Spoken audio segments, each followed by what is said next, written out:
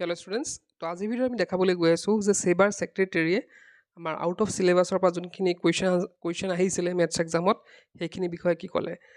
এতিয়া তাৰ আগতে বহুতৰ এইটো কুৱেশ্যন আছিলে যে আউট অফ চিলেবাছ কিমানটা কুৱেশ্যন আহিছে বা কিমানটা টান কুৱেশ্যন আহিছে।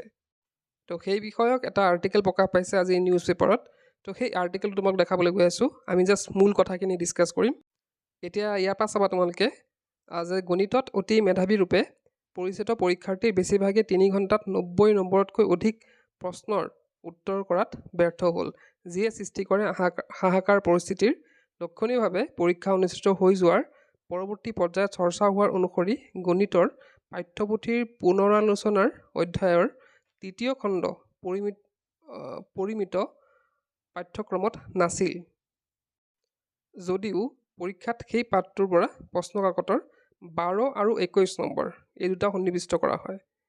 তাৰপিছতে কি লিখিছে, সচৰাচৰ অহা প্ৰশ্নতকৈ এইবাৰ 24% নম্বৰৰ কঠিন প্ৰশ্নকাকতত সন্নিৱিষ্ট হৈছে। কি কৈছে যে সচৰাচৰ অহা প্ৰশ্নতকৈ এইবাৰ কি হৈছে 24% কঠিন প্ৰশ্ন 24%। তাৰপিছত ইয়াত নম্বৰ লিখিছে 11, 12, 16, 45, 53, 55, 57, 61, 21, 30 আদি নম্বৰৰ প্ৰশ্নবোৰ পৰীক্ষাৰ্থীৰ বাবে অতি কঠিন ৰূপে বিবেচিত হৈছে। তাৰপিছত লিখিছে 53, 55, 57, 61 নম্বৰ প্ৰশ্নকেইটা গণিতৰ পাঠ্যপুথিৰ অন্তৰ্গত নহয়, আউট অফ চিলেবাছ মানে। গণিতৰ পাঠ্যপুথিৰ 196 নং পৃষ্ঠাৰ অন্তৰ্গত জ্যামিতিৰ অনুশীলনী 7.4 আৰু 4 নম্বৰ প্ৰশ্নটো পৰীক্ষাৰ দৃষ্টিকোণৰ পৰা নহয় বুলি স্পষ্টভাৱে উল্লেখ থকাৰ পিছতো প্ৰশ্নকাকতত প্ৰশ্নটো সন্নিৱিষ্ট হয়। একাংশ শিক্ষক গণিতৰ বিশেষজ্ঞৰ মতে বস্তুনিষ্ঠ হিচাপে সন্নিৱিষ্ট হোৱা 45টা প্ৰশ্নৰ 30টাতে দীঘলীয়া সমাধানৰ প্ৰয়োজন হয়। তাৰোপৰি 12 আৰু 16 নং প্ৰশ্ন দুটা দশম শ্ৰেণীৰ শিক্ষাৰ্থীৰ বাবে নহয়। আৰু এটা কথা লিখিছে যে বিষয়নিষ্ঠ প্ৰশ্নসমূহৰ ভালেকেইটা প্ৰশ্ন কেৱল পাঠ্যপুথিৰ বাহিৰৰে নহয়, মহাবিদ্যালয়ৰ পৰ্যায়ৰহে। তো এইখিনি আছিল মূল কথা। তো ইয়াতে তোমালোকে মিলাই চালে গম পাবা যে এইখিনি কি কৈছে, কিমান নম্বৰ আউট অফ চিলেবাছ আহিছে। হয়তো এইখিনি তোমালোকে এতিয়া মিলালে প্ৰশ্নখনৰ লগত তোমালোকে বুজি পাবা। এতিয়া আমি চাম যে মাৰ্কছৰ বিষয়ে, আউট অফ চিলেবাছৰ মাৰ্কছৰ বিষয়ে আমাৰ ছেবাৰ ছেক্ৰেটেৰীয়ে কি কৈছে। যদি আউট অফ চিলেবাছ কুৱেশ্যন আহিছে, আমাৰ সেইখিনি ভেৰিফাই কৰি আছে আৰু এই দিশত এটা বৰ্ডে এটা বিহিত ব্যৱস্থা এটা হাতত ল'ব। কাৰণ যদি ছাত্ৰ ছাত্ৰীসকলে প্ৰশ্নটোৰ উত্তৰ কৰিবই পৰা নাই কোনো ছাত্ৰ ছাত্ৰীয়ে, তেনেহ'লে আমি গম পাম যে এইটো নিশ্চয় তাত চিলেবাছত নাছিল।